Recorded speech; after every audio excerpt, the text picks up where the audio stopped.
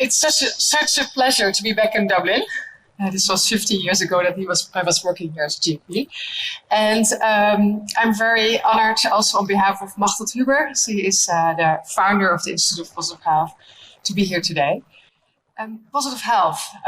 Well, we heard already a lot of challenges. There was a lot of urgency in healthcare, in environment, in well-being. And it's really important, this conference, to interconnect these and talk about the interconnection of these themes. And I hope positive health can bring a little bit of inspiration today to see how this could be part of a solution. As you already said, I lived abroad in many countries, in Japan, Germany, and Ireland, and I learned about different diseases. Diseases are everywhere the same, but how people deal with this is everywhere a little different. But we do have a problem. We talk about healthcare, but it's disease care. It's like everything is, I learned about diseases in my education. Everything is paid based on diseases. You don't get paid if you talk about promoting health. That's one big problem. So how are we going to reframe this? And how are we going to make a transformation systematic in this system which is totally stuck? We're in a crisis, not only a climate crisis, we're in a huge health crisis. There's lack of capacity, we have more and more diseases. Aging is a huge problem.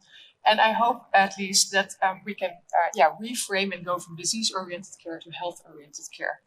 And the previous speaker already showed the SDG goals. I think positive health could contribute to a few of these sustainable development goals. Good health and well-being, but also to create community care with this broad vision of health, sustainable communities, resilient communities. We had a great project in Belgium where we created resilient communities, but also I'll show you about how we do this in the Netherlands. Partnerships, we have to do this together. I think this is really important to make a change in healthcare and in the global challenges. I first give you a little bit of background about urgency, then I'll explain you about how positive health started in the Netherlands. I'll explain a few examples of how I use this in my daily practice on an individual level, but then we'll move to collective level, community level, and also how we use positive health in the environment, in the living environment. But this picture shows about how in the Netherlands our care system is organized from perspective of costs. And the whole blue part is all disease care. So the 100 billion euros we spend on healthcare every year is only disease care. It's mental care, hospital care, long-term care, a little bit of primary care, and only 2% for prevention. And as I already said, this is not, we can't keep on like this. We have a problem. So if you think in transformation, we should shift this pyramid. And we need more, we need to spend more on prevention, on supporting people to take better self-care. The digital technology can support also. But we have to take care of each other and in communities create resilience. And this broader lower part is really important. And I hope there will be investment in this as well, also from out of the public health perspective. Of course, we still need doctors, and I think the integrated public and private care, primary care is really important. And if I tell this story in hospitals, they say, no, there will not be so less specialists we need. But I don't think a lot of things don't need to be done in the expensive hospitals. But this is just a way of looking at how can you change perspective. And what can positive health bring? Maybe I'll start with the take-home message, and then we'll get back through the whole presentation on this. So it could be a solution, because positive health is a new concept, a new way of thinking from out of a broad perspective of health. It empowers people to adapt and to self-manage and to be more resilient. And I'll show you what we use. We use a visual tool, a reflection tool, to implement positive health in daily practice. And it also provides a common vision, and this is really important also in collaboration with all our partners in healthcare. This supports the movement from disease-oriented care to health-oriented care. It can lead to to reduced care consumption and cost reduction. And the care professionals and also the patients, they say, I feel more heard and seen, and the professionals have more fun in their jobs.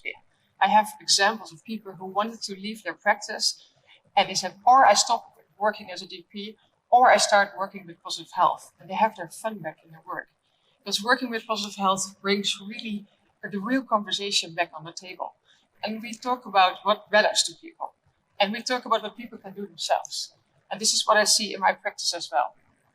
But how did we start with positive health? Machteld Huber, she was in her residency of becoming a GP, and she became sick herself a few times. She was in the hospital, and she realized we're only talking about a disease. But nobody is stimulating, like, what can I do myself for better health, for better care?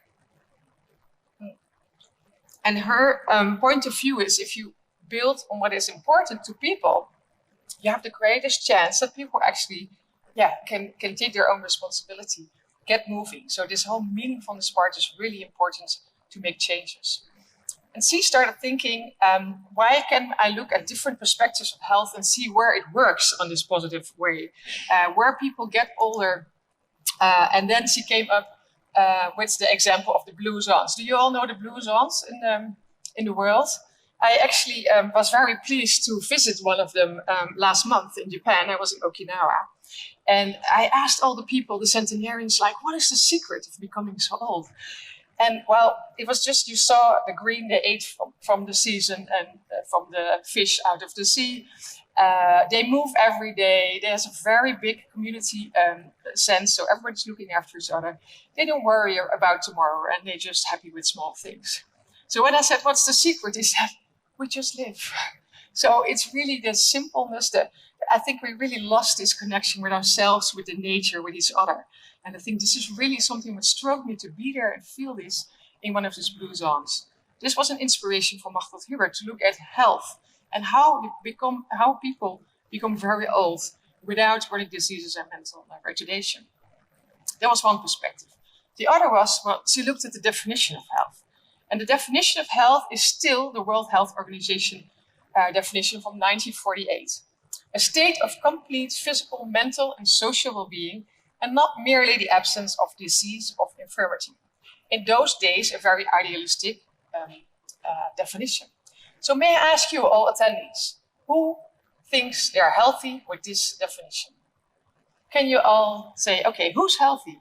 Are you all in a physical, mental, social well-being at this moment? Complete?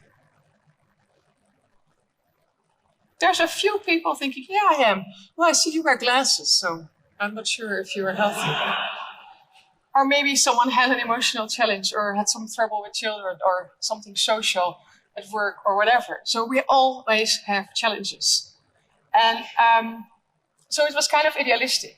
And in 2009, Machteld Huber, with a group of 30 international professionals and researchers, said, let's discuss this definition. Maybe we should change this. And they came up with a new concept, health as the ability to adapt and self-manage in the face of all these challenges in life we have daily, social, physical, emotional. And she came back to Holland, and then she said, okay, what are we going to do with this nice new concept? And then the Dutch National Research Institute said, okay, why don't you do research? And that's the start of the elaboration of positive health, where with her whole team, she did a research and asked the people in her research group, what does health mean to you? And if I ask you, what does health mean to you, we will see many different things. Someone will say, oh, I want to be physically fit. And someone else says, well, it's important to be social active. Or, it's nice to wake up with something you like. And so there's a lot of different, there were 500 different indicators. And this they grouped into 6 main dimensions, 6 categories. These are the 6 categories: bodily functions, mental well-being, meaningfulness, quality of life, social participation, and daily functioning. Well, interesting. And then the research team said, what is the next step? So they did quantitative research, and they asked a group of almost 2,000 people about, do these 6 dimensions belong to health? Do you agree with this? And you see there on the right side all the stakeholders and the colors, and here you see the 6 different dimensions. There's a few interesting things in this picture. You see on the left side, all stakeholders agree that the physical functions belong to health. So that was clear. But you also see some differences. You see a green line, those are the patients, and they say, well, actually all 6 dimensions are as important. And then you also see like the purple and the blue line, which are the public health actors, sorry to be here in the public health conference, researchers, but also policymakers and also some the healthcare providers. They say, well, this social participation and meaningfulness, I'm not sure if this belongs to health. And the question was, the research team thought, what do we do with this information? And they decided, like, if we put the patient first, and if we want to listen to people, and people say all 6 dimensions are important in life, health is about life. Why don't we follow the patient? So that's the start of the elaboration of positive health. And then the research team thought, how do we make this practical? Let's make this a practical tool. And these 6 dimensions, bodily functions, mental well-being, the other 4 I just mentioned, you can just plot this in a picture and you visualize it. And well, you ask people, like, how do you do? I have here a brochure, how are you doing? It's in my waiting room. Or I have these every day in my practice. Yesterday I had a few patients and I say, okay, can you give yourself 6 points on your health? How do you look at your health at this moment? So usually if I have a lot of time, people here in the audience do it too, and they see you can do this in 1 or 2 minutes. Then the question is then, what do you do with it? It's a reflection tool. So you look at it, there's no norm, you should score a high number or something. It's just a personal evaluation of how you feel at that moment.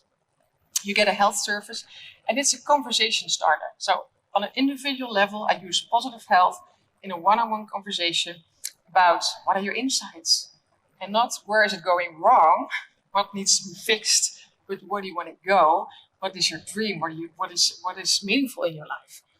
And this brings great conversations. I have patients in my practice 20 years, and I hear things about them I never knew. So it's surprising. I see a sparkling in the eye. So every conversation with positive health, I think, now I know what's important for you. And then we focus on where you want to go. My colleague Hans-Peter Jong and Machtel Huber, we wrote the handbook Positive Health. He always says, we don't want to go to like the whole healthcare system is based on, I want to get rid of something. You want to get rid of your problem. But if you go in a taxi, you ask where do you want to go? Like it's about meaningfulness, it's about dreaming, it's about where you hope for. And then the intrinsic motivation and the power comes back into the people. And I have colleagues who say, wow, the people, how can they decide about their diabetes? They don't know. I was like, they don't know. 24/7 hours a day, 7 days a week, people are responsible for their own healthcare. They're maybe 4 hours in the GP practice of everything, so of their whole year. So we have to support people to take better care of their own lives. Well, this reflection tool can definitely help. It's very easy. We have it in a lot of different languages. And the idea is 3 elements. You fill it in the spider web, reflection on your own health at that moment. And then it's the conversation about it. We do this in our practice one-on-one. But the nice thing, in our whole community, everybody is trained with positive health. So the nurses, the midwives, the dietitians, the physiotherapists, the mental care, the public. We have a center, a community center, where the volunteers are trained to have positive health conversations with other inhabitants, with residents of our town. So it's really nice. It gets really out of the medical care into the community care to talk about what is important to you, what do you want, what can you contribute, how can you take care of each other. And it's important to also have a next step. So not only say, okay, what's going on, but also what are you going to do? And can you make it a small step? And these conversations are really helpful, interesting, and empowering. And we can do this in all ages, in their whole phase of life. Because I have children from 8 years old. I had yesterday a teenager from 17 years with school problems and sleeping problems. They wanted to have it fixed, and you just talk about what's going on. We have like young adults, chronic care patients you're not a diabetic, you are a person, you have a disease, and there's a lot more in your life than just your disease. So how do you deal with that? The end of life care, we talk about advanced care planning with positive health. Oncology. So there's a lot of target groups and phases in life that we use positive health on an individual level. We have the tools for children, for younger people, and also for the low literacy people, a simple version. So this is about the individual way of using positive health. This is what we so far did in the Netherlands. But we not only have the individual level where patients feel more heard and we have more customized care, because it's also very important that we found out that 25% of the people coming into the practice of the GP don't have to go to the hospital, so the more expensive care, with having this conversation. Because people find their own solutions, or they find solutions in their community, and they don't always need medical answers. And positive health gives more job satisfaction for the doctors. So this is the one-on-one conversation, but also in the teams, in the organizations, in working together, we talk about positive health. And also in the local communities, we talk about positive health. We have this shared language, this common framework. And regional, national, we need also the conditions to make this possible, that people can have it positive health.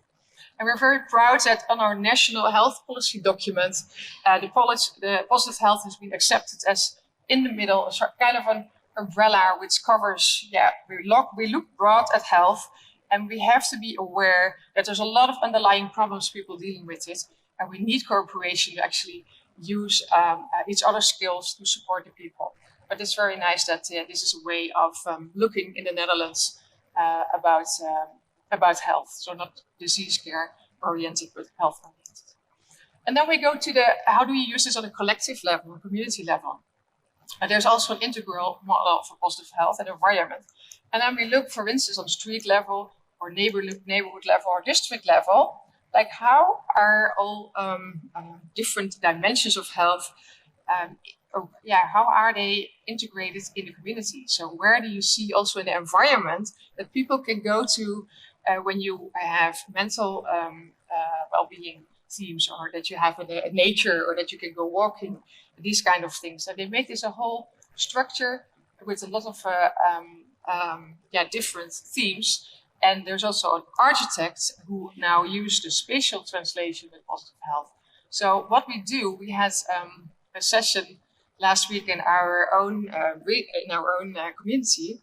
We actually map our own surrounding, what's the spatial surrounding, and then we see, okay, where are the areas which create or stimulate meaningfulness, or where are the providers of care where you can have different positive health activities. And the positive health is then used in an environmental way where we first scan the map and we see what is possible for positive health. Then we have workshops with the people. So as Hans already said, we have not to talk over the community, but with the community. So it's a session with all the people in the community. Say, okay, what do you want? What is important for you to live healthy in your environment? And then we formulate areas where there's activities and interest to actually redesign or create new simple activities. And we see a few examples here with nature playgrounds for children, or like activities with home projects for elderly. And then we see, okay, there all different aspects of positive health are introduced in this living environment. We see green schoolyards, which is also very important. For the that there's also cautiousness, which already said that you have green surrounding around schools and not the McDonald's and all kind of junk food around.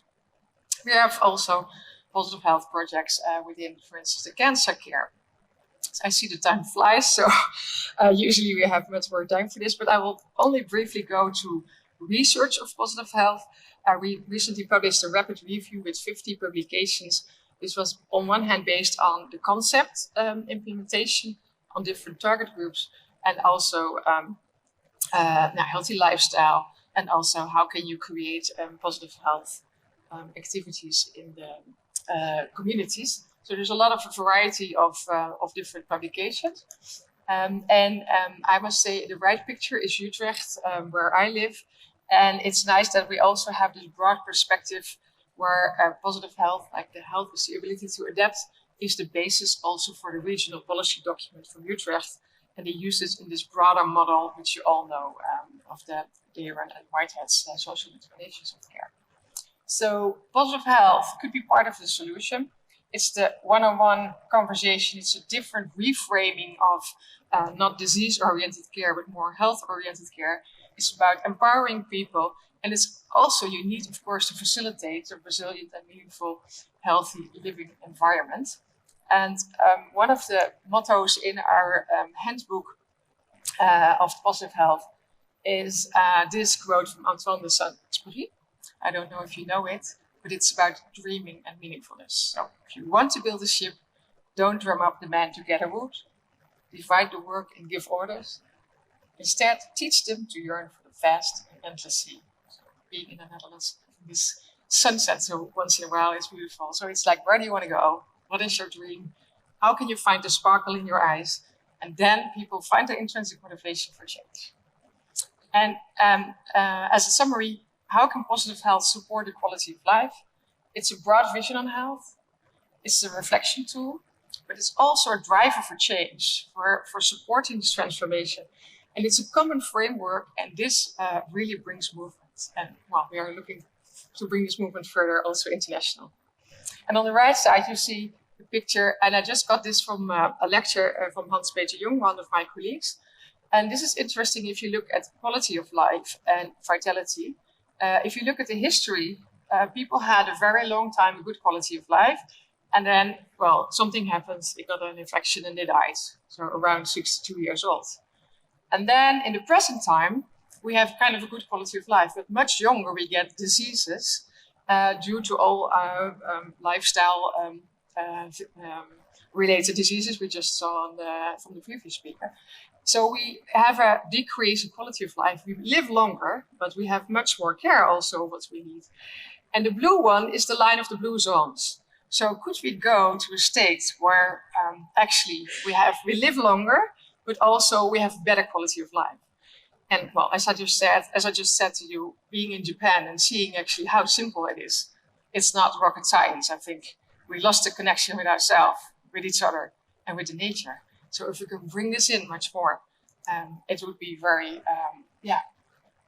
helpful for us all to make small changes in this big crisis. So I hope you got the message. Meaningfulness is very important. Personalized care, really seeing the other, insight and overview for the patient and the professional on an individual level, but also this collaboration with different disciplines. And from taking care of someone, we make sure that someone gets supported to grow and to glance and to enjoy life and to feel healthier, to take small steps. So if you're inspired, you can start now. So you can easily download the spider web and fill it in for yourself. Or leave a few here for people interested. We have the handbook, and if you scan the QR code, we can send you the presentation and we'll give you more information and keep you updated on what we're all doing in the Netherlands, but also abroad. So thank you very much for all your attention.